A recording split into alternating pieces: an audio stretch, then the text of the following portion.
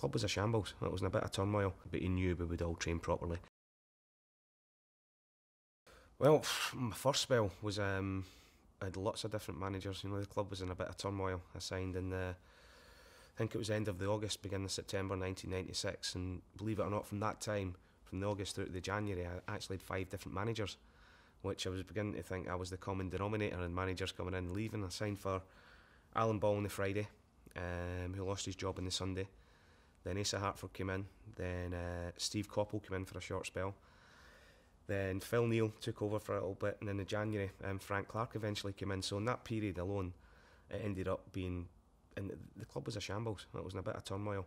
And then Frank steadied the ship a little bit, but it wasn't until Joe Royle came in the year after that. We just Frank had got the sack. We're in what is the Championship now, and it looked like we were getting relegated. So Joe had a job in his hands anyway to start rebuilding for the following season in the old First Division. And what Joe brought was man management. He knew 100% how to get the best out of the individuals, but bring us together as a team, because people forget at the time that we had 56 pros at that, and it's unthought of now. You think squads are 20 to 25 pros, with 56, because each manager that I've just spoke about was able to bring in their own players.